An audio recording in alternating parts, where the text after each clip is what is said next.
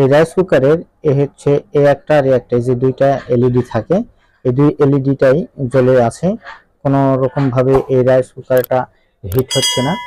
তো এইখানে যে আমি যদি সুইচ করি তাহলে একটাতে লাইন পার হচ্ছে, ছেড়ে দিয়ে আবার আরেকটাতে চলে যাচ্ছে, অর্থাৎ দুইটাতেই লাইট জ্বলছে।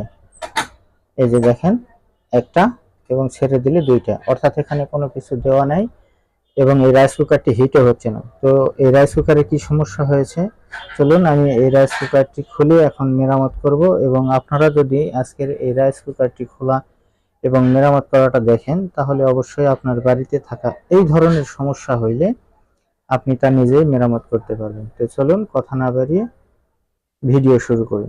এই রাইস কুকারটি মেরামত করার জন্য সর্বপ্রথম আমাকে আগে এই পিছনের যে নাট রয়েছে, এখানে একটা আছে, এখানে একটা আছে এবং এখানে একটা আছে, এই তিনটি নাটই আমাকে খুলে নিতে হবে। তো আমি নাটগুলো খুলে নিচ্ছি।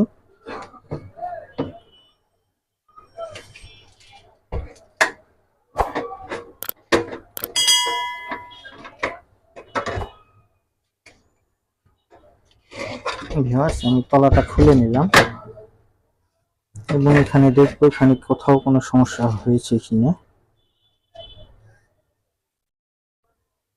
তো এখানে একটা জিনিস, এই যে দেখেন, এখানে ভালো করে লক্ষ্য করে দেখেন, এই যে এখানে একটা লাইন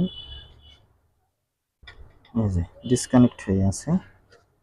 এই লাইনটা আমার হচ্ছে এই যে থেকে আসবে, এখান থেকে আমার এই কয়েলে লাইন আসবে, এই লাইনে কয়েল আসেনি, হয়তোবা এটাই সমস্যা। তারপরেও আমি একটু মিটার দিয়ে চেক করি এইটা ঠিক আছে নাকি, এই থার্মোস্ট্যাটটা ঠিক আছে কিনা সেটাও আমাকে চেক করতে হবে। তো আমি মিটারটা বোঝার অপশনে রেখে চেক করব কয়েলটি ঠিক আছে কিনা। আমি আগে কয়েলটা পরীক্ষা করে নিই।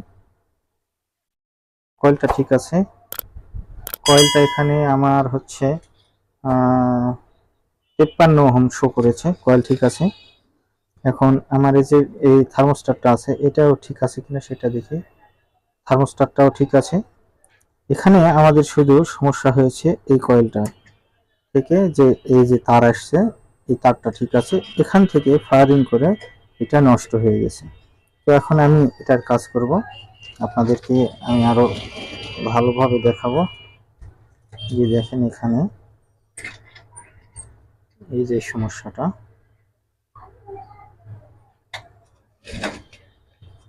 এই যে এখানে এই যে সমস্যা হয়েছে, এখানে এখানে আমি এখন এটাতে একটু ঝালাই দিয়ে লাগিয়ে দিব। এর জন্য আমাকে একটু এখানে ঘষে নিতে হবে, ঘষে মাথাটা সুন্দর করে বের করে নিতে হবে। এখানে মাথাটা একটু পরিষ্কার হয়ে গেল। আমি এখন এখান থেকে যে তারটা আছে এই তারের মাথাটা এখানে সুন্দর করে লাগিয়ে দিব।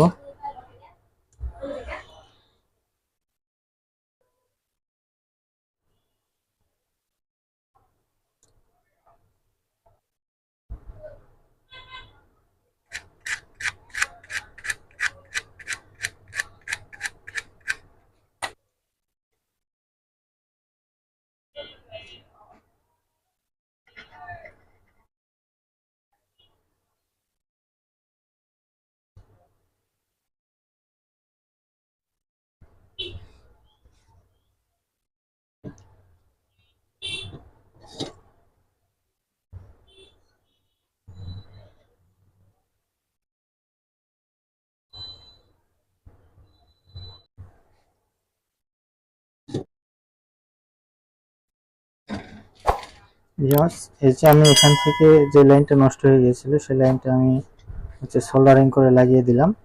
এই তারটায় হচ্ছে আমার এই পার দিয়ে ঘুরে এই যে কয়েলে এসেছে, এই কয়েলে এসেছে। তো এখন আমি এটাকে একটু লাইন চেক করব বিদ্যুতে দিয়ে, যেটার কাজ হলো কি হলো না সেটা আমার জানা দরকার আছে। কারণ আমি দেখেছিলাম যে এইটুকুই এটাতে সমস্যা ছিল। তো তারপরেও যদি অন্য কোনো সমস্যা থেকে থাকে সেটাকেও আমার দেখা উচিত।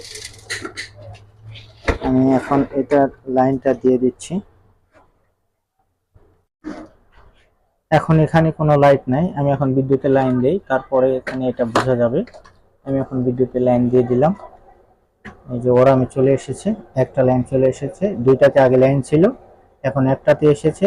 আবার এখানে যদি আমি লোডে দেই তাহলে আমার এখান থেকে এই লাইনটা পার হয়ে কুকিং এ চলে আসবে। এই যে কুকিং এ চলে এসেছে, ছেড়ে দিলে ওরামে চলে এসেছে। এখন আমার এই রাইস কুকারটি মেরামত হয়ে গেছে। তো এইভাবে আপনারা একটি রাইস কুকার মেরামত করে নিতে পারেন। তো ভিডিও পর্যন্ত রাখছি। আল্লাহ হাফেজ।